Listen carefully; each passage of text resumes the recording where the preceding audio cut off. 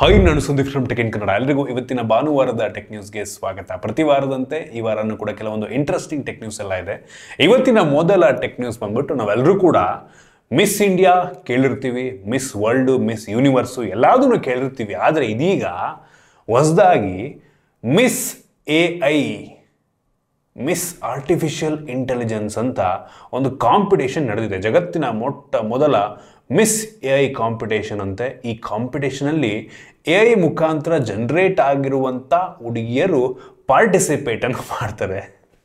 ಇಂಥ ಕಾಲ ಬಂದುಬಿಡ್ತಪ್ಪ ಅಂದರೆ ಯಪ್ಪ ದೇವ್ರೆ, ಮಿಸ್ AI ಅಂತ ಇನ್ನು ಫ್ಯೂಚರ್ನಲ್ಲಿ ಏನೇನು ನೋಡಬೇಕೋ ಗೊತ್ತಿಲ್ಲ. ಸುಮಾರು 1,500 ಕಾಂಪಿಟೇಷನ್ ಇತ್ತಂತೆ. 1,500 AI ಅವತಾರಗಳು ಕಾಂಪಿಟೇಷನಲ್ಲಿ ಇತ್ತಂತೆ. ಸೊ ಯಾವುದೋ ಒಂದು ವಿನ್ ಆಗಿದೆ ಒಟ್ಟಿಗೆ. ಸೊ ಕತೆ.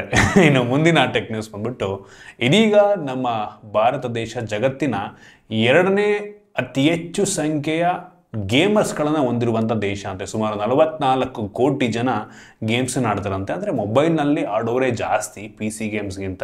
ಸೊ ಅದರಿಂದ ನಮ್ಮ ದೇಶ ಜಗತ್ತಿನ 2ನೇ ಅತಿ ಹೆಚ್ಚು ಗೇಮರ್ಸ್ಗಳನ್ನು ಹೊಂದಿರುವಂಥ ದೇಶ. ಮೋಸ್ಟ್ಲಿ ಚೈನಾ ಫಸ್ಟ್ ಅಂತ ಕಾಣುತ್ತೆ. ಇನ್ನು ಮುಂದಿನ ಟೆಕ್ ನ್ಯೂಸ್ ಬಂದ್ಬಿಟ್ಟು, ನಮ್ಮ ದೇಶದಲ್ಲಿ ಈ ಏನು ಜೆನ್ಸಿಗಳಿದ್ದಾರೆ ಅದರಲ್ಲಿ 40% ಜನ ಅಟ್ಲೀಸ್ಟ್ 5 ಅವರ್ ಫೋನ್ ಹಿಡ್ಕೋತಾರಂತೆ ಪ್ರತಿದಿನ. 5 ಅವರು.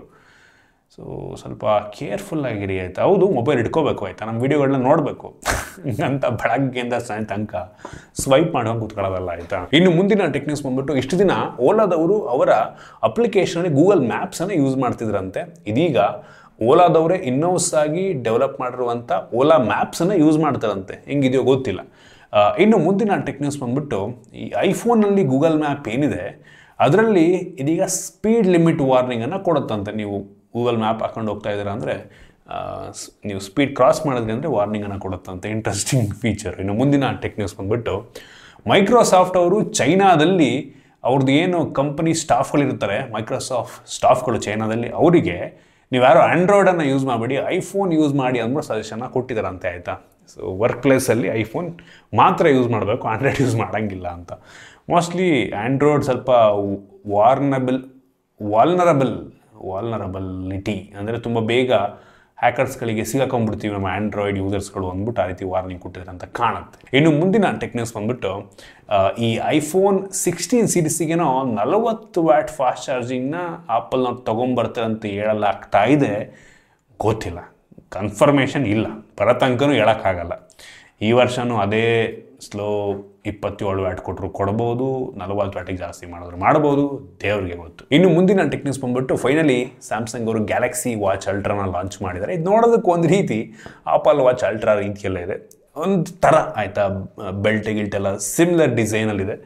ಸೊ ಏನೋ ಕಾಪಿ ಮಾಡಿದ್ರೆ ಏನೂ ಗೊತ್ತಿಲ್ಲ. ಒಟ್ಟಿಗೆ ನೋಡೋಕೆ ಒಂಥರ ಹಂಗೇನೆ ಆಯಿತಾ. ಒಟ್ಟಿಗೆ ಚೆನ್ನಾಗಿದೆ ಬಿಲ್ಡು. ಪ್ರೈಸ್ ಡಿಫ್ರೆನ್ಸ್ ತುಂಬ ಇದೆ. ಅದು 80-90 ಸಾವಿರ ಆಗುತ್ತೆ.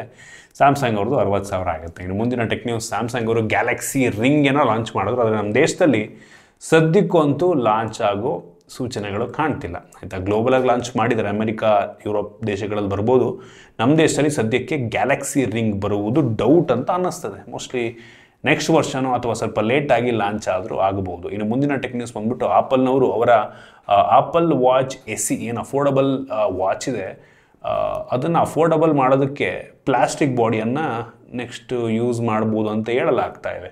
ಸೊ ಇಷ್ಟು ದಿನ ಅಲ್ಯೂಮಿನಿಯಂ ಕೇಸಿಂಗ್ ಇರ್ತಾಯಿತ್ತು, ಈಗ ಪ್ಲಾಸ್ಟಿಕ್ ಬಾಡಿಯನ್ನು ಮಾಡಿ ಸ್ವಲ್ಪ ರೇಟನ್ನು ಕಡಿಮೆ ಮಾಡ್ತಾರೆ ಅಂತ ಅನ್ನಿಸ್ತಾ ಇದೆ. ಇನ್ನು ಮುಂದಿನ ಟೆಕ್ ನ್ಯೂಸ್ ಬಂದ್ಬಿಟ್ಟು, HMD ಗ್ಲೋಬಲ್ ಇವರು ಜುಲೈ 25ನೇ ತಾರೀಕು ನಮ್ಮ ದೇಶದಲ್ಲಿ ಮೊಟ್ಟ ಮೊದಲ HMD ಫೋನ್ನ ಲಾಂಚ್ ಮಾಡ್ತಾ ಇದ್ದಾರೆ. ಸೊ ನೋಡೋಣ ಹೆಂಗಿರುತ್ತೆ, ಸಬ್ ಬ್ರ್ಯಾಂಡ್ ಆಗಿರುತ್ತಾ ಅಥವಾ ರೀಬ್ರ್ಯಾಂಡ್ ಆಗಿರುತ್ತಾ ಬೇರೆ ಫೋನಿಂದ, ಯಾರಾದರೂ ಏನೆಲ್ಲ ಸ್ಪೆಸಿಫಿಕೇಷನ್ ಇರುತ್ತೆ, ಕಾಂಪಿಟೇಟಿವ್ ಪ್ರೈಸ್ ಫಿಕ್ಸ್ ಮಾಡ್ತಾರಾ, ಕಾದು ನೋಡೋಣ. ಇನ್ನು ಮುಂದಿನ ಟೆಕ್ ನ್ಯೂಸ್ ಬಂದ್ಬಿಟ್ಟು, OnePlus ಅವರು ಏನು OnePlus Nord 4 ಲಾಂಚ್ ಮಾಡ್ತಾ ಇದ್ದಾರೆ. ಇದನ್ನು ಅನ್ಬಾಕ್ಸ್ ಮಾಡ್ತೀನಿ ನಾನು. ಇದರಲ್ಲಿ ಈ ಫೋನಿಗೆ 4 ವರ್ಷ OS ಅಪ್ಡೇಟ್ ಕೊಡ್ತಾರಂತೆ ಆಯಿತಾ, ಮತ್ತು 6 ವರ್ಷ ಸೆಕ್ಯೂರಿಟಿ ಪ್ಯಾಚ್ ಅಂತೆ. ಈ ಫೋನ್ ಮೆಟಾಲಿಕ್ ಫ್ರೇಮಿಂಗ್ನ ಜೊತೆಗೆ ಬರ್ತಾ ಇದೆ. ನನಗೆ ಅನಿಸ್ತಂಗೆ ನಾರ್ಡ್ ಸೀರೀಸ್ನಲ್ಲಿ ಫಸ್ಟ್ ಟೈಮ್ ಒಂದು ಫೋನಿಗೆ ಅಲ್ಯೂಮಿನಿಯಂ ಫ್ರೇಮನ್ನು, ಮೆಟಾಲಿಕ್ ಫ್ರೇಮನ್ನು ಹಾಕ್ಬಿಟ್ಟು ಲಾಂಚ್ ಮಾಡ್ತಾ ಇರೋದು. ನೋಡೋಣ ಹೆಂಗಿರುತ್ತೆ ಅಂತ. ಇನ್ನು ಮುಂದಿನ ಮತ್ತು ಕೊನೆಯ ಟೆಕ್ ನ್ಯೂಸ್ ಬಂದ್ಬಿಟ್ಟು ಹಾನರ್ ಅವರು ಹಾನರ್ 200 ಸೀರೀಸ್ ಫೋನ್ಗಳನ್ನ ನಮ್ಮ ದೇಶದಲ್ಲಿ ಲಾಂಚ್ ಮಾಡ್ತಾ ಇದ್ದಾರೆ. ಈ ಒಂದು ಹಾನರ್ 200 ಮೋಸ್ಟ್ಲಿ ಒಂದು 25,000 ರೇಂಜು. ಹಾನರ್ 200 ಪ್ರೋ ಬಂದರೆ ನಮ್ಮ ದೇಶದಲ್ಲಿ ಮೋಸ್ಟ್ಲಿ 35,000 ರೇಂಜಲ್ಲಿ ಲಾಂಚ್ ಆಗ್ಬೋದು ಅಂತ ಕಾಣುತ್ತೆ. ಕಾದ್ ನೋಡೋಣ. ಏನಕ್ಕೆ ಹಾನರ್ ಅವರು ಇತ್ತೀಚೆಗೆ ನಮ್ಮ ದೇಶಕ್ಕೆ ನಾವು ಬಂದಾಗ ತುಂಬ ಕಾಂಪಿಟೇಟಿವ್ ಆಗಿ ಪ್ರೈಸ್ನ ಫಿಕ್ಸ್ ಮಾಡ್ತಾರೆ ಅಂತ ಅಂದ್ಕೊಂಡ್ವು, ಬಟ್ ಇಲ್ಲ, ಅವ್ರು ಯಾಕೋ ಅವ್ರದ್ದು ಯೋಚನೆ ಸ್ವಲ್ಪ ಅವ್ರು ಅಂದ್ಕೊಂಡಿದ್ರೆ ಅವ್ರ ಬ್ರ್ಯಾಂಡ್ ವ್ಯಾಲ್ಯೂ ಇನ್ನೂ ಹಂಗೆ ಇದೆ, ಮುಂಚೆ ಇದ್ದಂಗೆ ಇದೆ ಅಂತ ಇಲ್ಲ, ಜನ ಹಾನರ್ನ ಮರ್ತು ಬಿಟ್ಟಿದ್ದಾರೆ. ಸೊ ಇವ್ರು ಕಾಂಪಿಟೇಟಿವ್ ಆಗಿ ಪ್ರೈಸ್ ಫಿಕ್ಸ್ ಮಾಡಿದ್ರೆ ನಮ್ಮ ದೇಶದಲ್ಲಿ ಜಾಸ್ತಿನೇ ಇರೋದಕ್ಕಾಗಲ್ಲ. ನೋಡೋಣ ಏನು ಮಾಡ್ತಾರೆ ಅಂತ. ಸೊ ಇದಿಷ್ಟು ಇವತ್ತಿನ ಟೆಕ್ ನ್ಯೂಸ್. ಐ ಹೋಪ್ ನಿಮಗೆ ಇವತ್ತಿನ ಟೆಕ್ ನ್ಯೂಸಲ್ಲಿ ಕೆಲವೊಂದು ಹೊಸ ವಿಷಯ ತಿಳ್ಕೊಳ್ಳೋಕೆ ಸಿಕ್ಕಿದೆ ಅಂತ ಅನ್ಕೋತೀನಿ. ಇಷ್ಟ ಆಗಿದ್ದರೆ ಲೈಕ್ ಮಾಡಿ, ಶೇರ್ ಮಾಡಿದ ರೀತಿ ನಮ್ಮ ಬೇರೆ ಬೇರೆ ವಿಡಿಯೋಲಿ ನಮ್ಮ ಟೆಕ್ ಇನ್ ಕನ್ನಡ ಸಬ್ಸ್ಕ್ರೈಬ್ ಮಾಡ್ಕೊಂಡು, ಈಗ ಸಬ್ಸ್ಕ್ರೈಬ್ ಮಾಡ್ಕೊಂಡು ಒಂದು ಬೆಲ್ ಐಕಾನ್ ಕೂಡ ಕ್ಲಿಕ್ ಮಾಡ್ಬೋದು. ಸಿಗೋಣ ಮುಂದಿನ ವಿಡಿಯೋದಲ್ಲಿ.